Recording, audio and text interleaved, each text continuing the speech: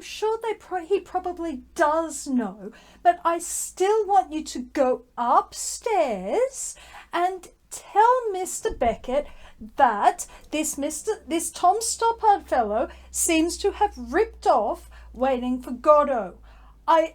Look, we are very good friends with Mr. Beckett, and I do not want to upset that by having watched this blatant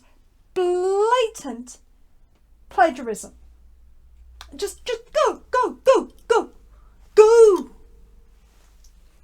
Hello. Hello, how are you? I'm very good, though I think I have been tricked into watching fan fiction. I think so. I'll explain in a moment. We were watching this week's play, and I was watching it and I was thinking, you know, this looks somewhat familiar, or rather, this sounds somewhat familiar. And I turned to my husband, I turned to Hades, and I said, you know what? I think that this Tom Stoppard fellow has gone and ripped off our very good friend, Mr. Beckett. That is what I think. And he said, I'm not sure.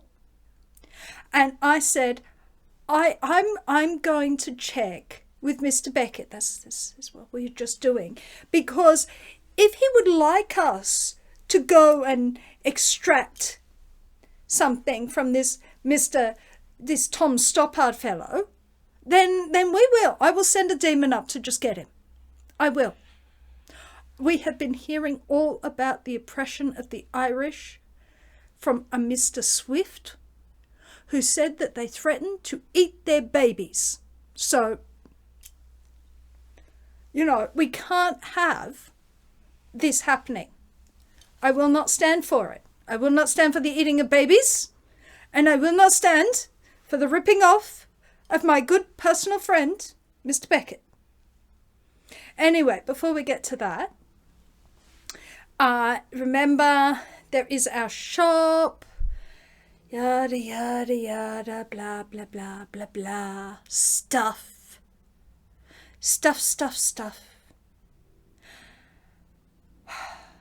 We done? Good. Remember, like, subscribe, comment, share, or I'll come out from under the bed and rip your arms off. So, what is this play that has got us all up hot under the collar? Right, let me tell you. I thought I was going to get something Shakespeare because it was called Rosencrantz and Guildenstern Are Dead. I thought it was going to be some sort of Hamlet spin-off. It sort of is. But also is a bit too much like Waiting for Godot. I really do wonder, did this Tom Stoppard fellow know what he was doing with our close personal friend, Mr. Beckett? I don't know. It's very two people, back and forth, lots of talk about not a lot. And I sat there and I thought, I've seen this. I've seen this. Okay, the in Waiting for Godot, they're not flicking a coin. They don't have a coin. They wouldn't have a brass razoo to rub together. They wouldn't have one, let alone two. But anyway, so this Rosencrantz and Guildenstern. Now, we know Rosencrantz and Guildenstern. They're the nobodies in Hamlet. They're just functionaries that move the plot forward. Well, it turns out, if you give them an entire play all to themselves, they're just functionaries that move the plot about. Now, this is the third play of the good stuff, the stuff they've been hoarding upstairs. And this one's about waiting again. What is it with you mortals and waiting? But anyway, so they're tossing coins and they've got heads something impossible number in a row.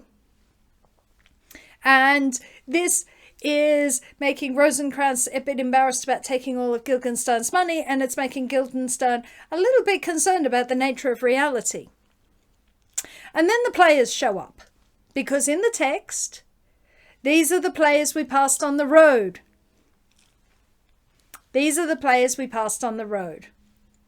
And the players turn up, and the players offer to play, and they won't really take no for an answer. And Rosencrantz and Guildenstern leave, but they leave the players performing, which it turns out the players are not happy about when they show up again.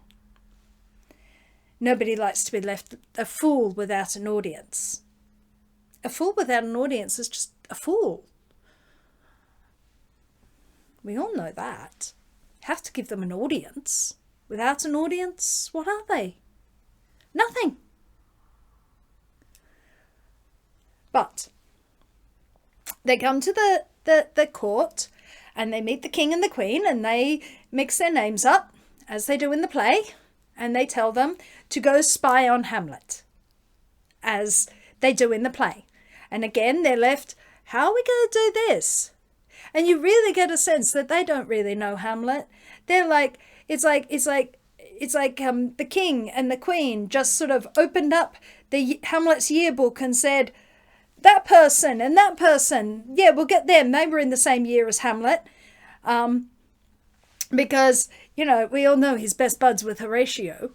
He's not best buds with these guys. They're just like, I don't know, may have passed each other in the corridor. He didn't give them a swirly, I don't know, something, but it's very tenuous, this connection. They're functionaries. If they were good friends, they wouldn't be taking the king's money to spy on their good friend. So, you know, they're a bit tools. They're tools. We'll get back to that. So they go and they see Hamlet, and Hamlet talks to them, and then they discover that Hamlet can out-talk them, and that they got nothing out of Hamlet, except that the players are come, and he wants to see the play. He sees that. We keep going in and out of bits of Hamlet, and then here is what Rosencrantz and Guildenstern are doing in between times, which turns out to be not a lot, and a lot less than Gogo and Dee are doing. So it's not quite like that. But anyway, so by the time they end up on the ship, Rosencrantz and Guildenstern are really concerned because they have no idea what they're meant to be doing. There is no more sort of scripted thing for them to do.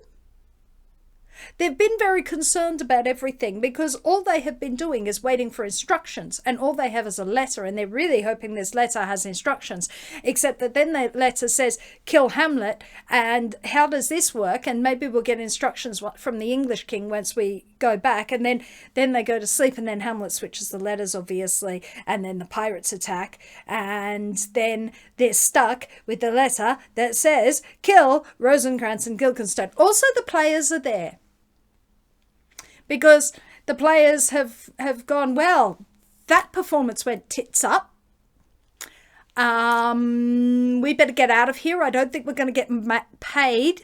Let's stow away on this ship to England. Maybe we can do something there instead. Don't know what Danish-speaking players are going to do in England. Maybe mime. They seem to have a lot of dumb show in their performance. Maybe they're planning on using Alfred in his frock. I suspect Alfred in his frock gets used a lot more than Alfred would like. It's implied. Anyway, they have been stowing away, and then they sort of more or less disappear, though they do enact the tableau of the deaths of the royal family, because they're tragedians and all tragedies end with a pile of corpses. But Rosencrantz and Guildenstern don't become a pile of corpses because they textually disappear.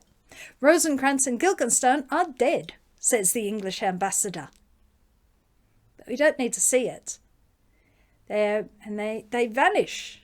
They vanish from the text, which is kind of an interesting way to get rid of them, though I would have preferred to watch them lose their heads. That's much more fun.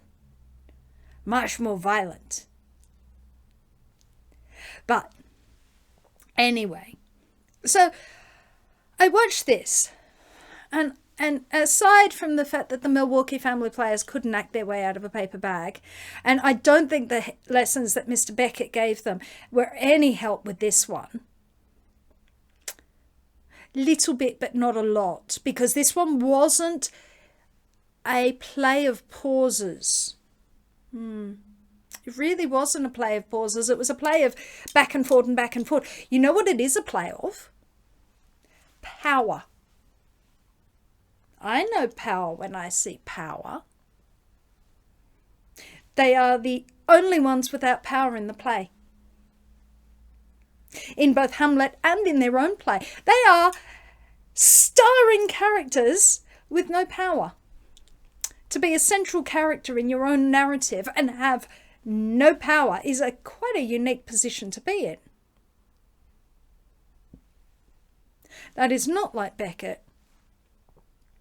Because they're functionaries. They are basically a textual device to move the plot from here to here and to move Hamlet from here to there and to, you know, basically serve the job that messengers would serve.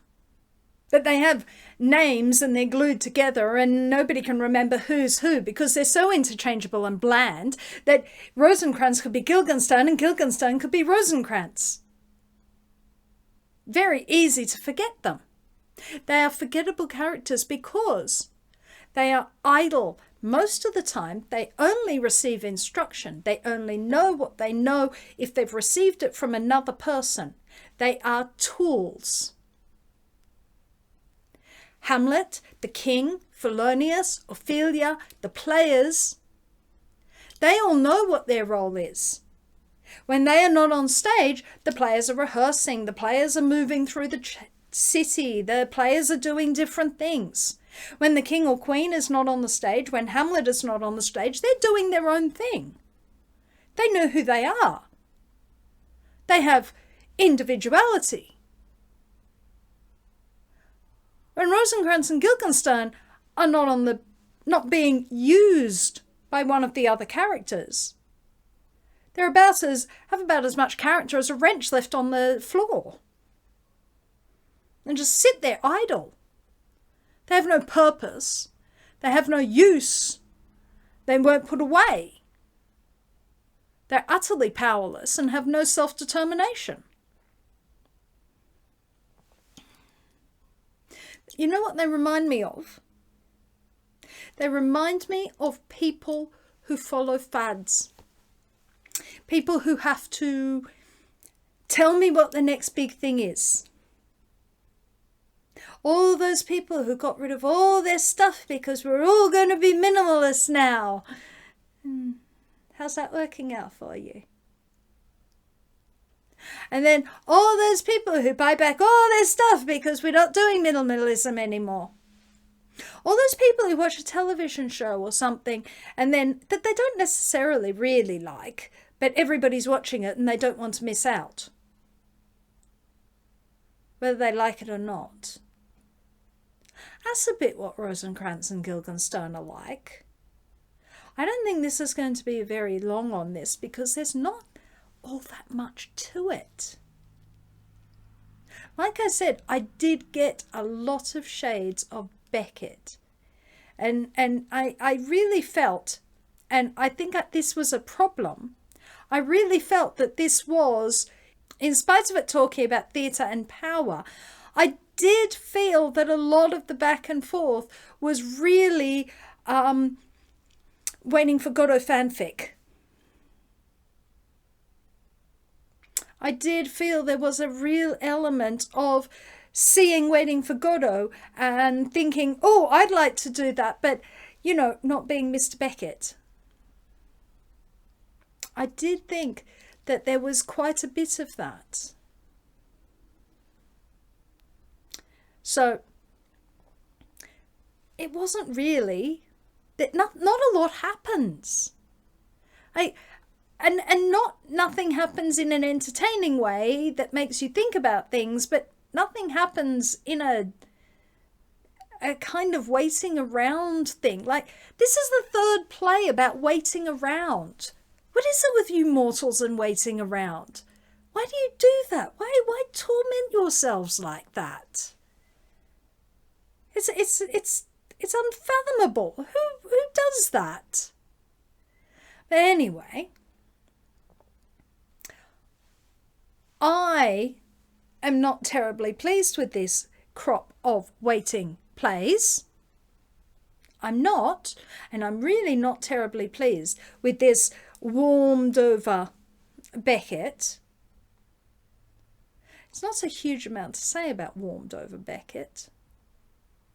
So next time, I'm going to give the Milwaukee Family Players a real challenge.